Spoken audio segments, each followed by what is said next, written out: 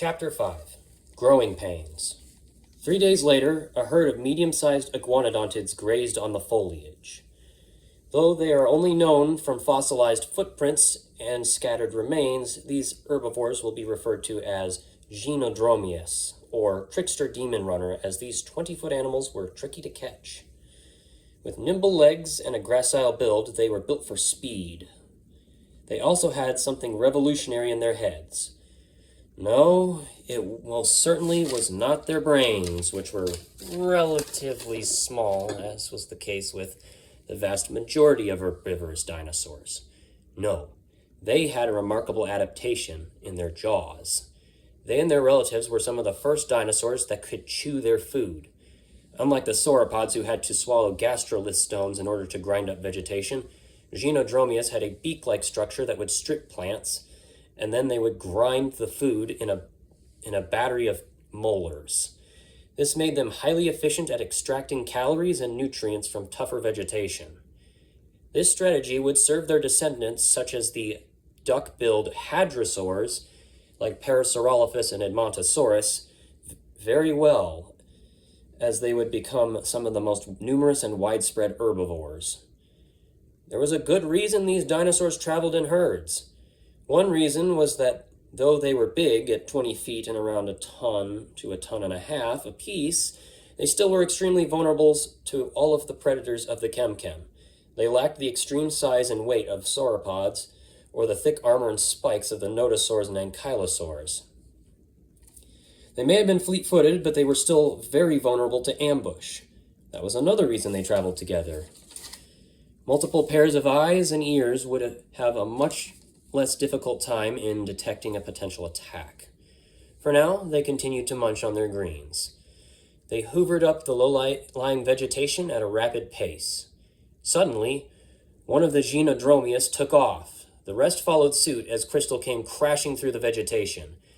She snapped her jaws, but the only thing her jaws closed around was the air. She tripped and tumbled to the ground with a crash. She hissed in frustration as she slowly rose to her feet. Nothing was broken, thankfully, but it was embarrassing. The injury to her hips was beginning to heal. However, she was not nearly as fast as she was before the fight. She also could not push herself as long as before. This was bad, as she needed strength for Rebeccasaurus and explosive speed for the Gynodromius. Even if the body of Wade would have provided a banquet, she refused to go back. She was simply too afraid that Bon and Clydia would be there, and she would most certainly be killed. So she had to move on and look for other prey in other areas. She shook her head as she moved on. As she was moving through the trees, she heard a rustling sound. Curious, she followed the noise to investigate. She found something strange. It was a small herbivore with an armored back. See, there is dentary evidence of an indeterminate basal ankylosaur in the Chemchem.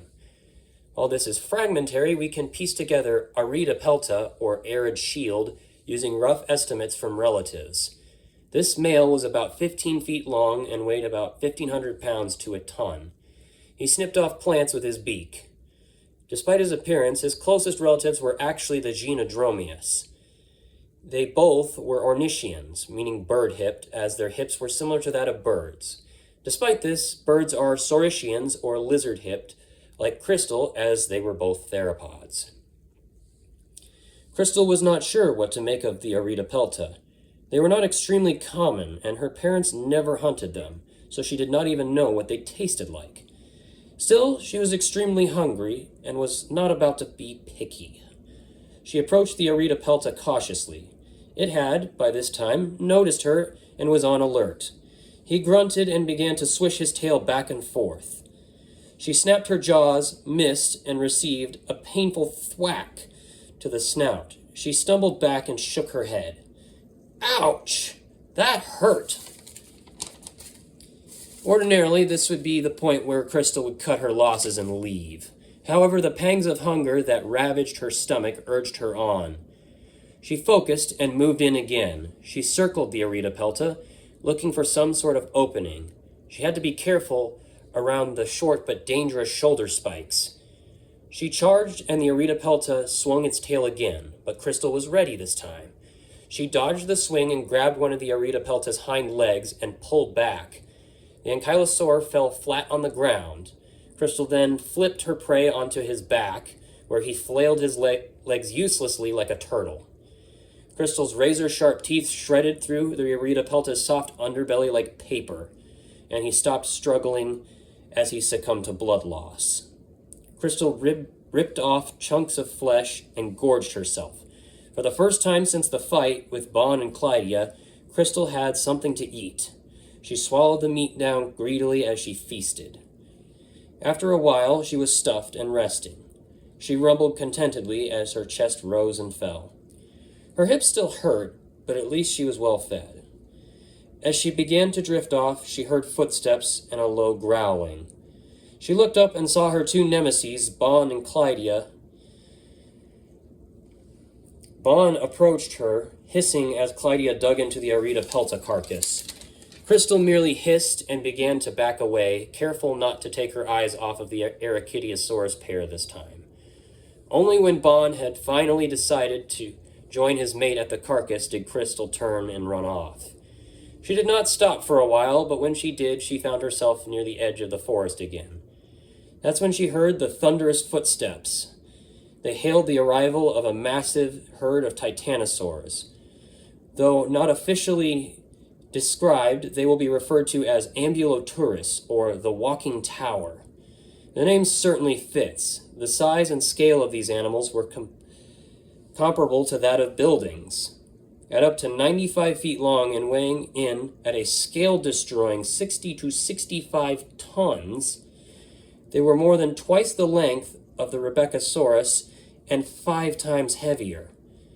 At this size, not even a fully grown Carcharodontosaurus would even dare to attack them. The group they belonged to, the titanosaurs, were called macronarian sauropods. See, there were two major groups. There were the long, but not necessarily tall diplodocids, which Rebeccasaurus was, and the macronarians. They were built like skyscrapers, attaining sizes that no land animal, past or future, would come close to. Only the giant whales of today, like the blue whale, exceeded the titanosaurs in sheer, unimaginable size. Not only were they long, but they were heavy. These behemoths were tall, with heights greater than Crystal's length of 23 feet. Crystal knew better than to attack the adults, as that would be like a human trying to fight a bull bush elephant with just a knife. Suicide. This wasn't the reason the herd piqued Crystal's interest. No, it was where they were headed that had her attention. See, it was the nesting season for Ambuloturus. That meant that these titans were all pregnant mothers ready to lay vast clutches of eggs. Not only could stragglers that didn't make it provide her with a feast, but the hatchlings as well as the smaller predators that would hunt them would be a smorgasbord for Crystal. Realizing this, Crystal decided to follow them. She gave them a wide berth, however. The herd then pulled to the side to graze. While Rebeccasaurus and other diplodocids ate mostly medium-height to low-lying vegetation, Ambuloturus almost exclusively feasted upon the very tops of trees. They ate much like their shorter diplodocid relatives by using leaf or peg-like teeth to strip vegetation off of the trees and gulp it down as gastrolith stones ground up the vegetation. This process also could cause some of the vegetation to fall to the ground, which smaller herbivores would take advantage of. However, dining in the shadows of titans always carried risks. This would become all too apparent to a group of tiny basal ornithopods. See, while the sauropods were fairly efficient at processing food, the whole thing would cause a large buildup of gas as the vegetation was being digested and broken down. This culminated in an Ambuloturus farting out a giant cloud of methane that sucked the air out. The unfortunate ornithopods were caught in a suffocating blast, causing them to pass out. As if that weren't enough, they were then buried under a mountain of dung. There was nothing they could do as they were confined to a very stinky grave. Another one got too close to a massive foot of an ambulatourus and was promptly flattened under the sauropod's massive weight. The ambulatourus were not killing maliciously. They were just that simple that they did not even notice what they did. A herd of Gynodromius began to trail as well, only beginning to feed on the fallen scraps when the ambulatourus had begun to move on. Crystal briefly thought of attempting to ambush the Gynodromius. However, an ache in her hips reminded her that probably wouldn't be a good idea. She continued to trail the herd for the rest of the day, only stopping when the herd did for the night. She sought shelter in the edge of the forest, careful not to stray too far before falling into a deep slumber.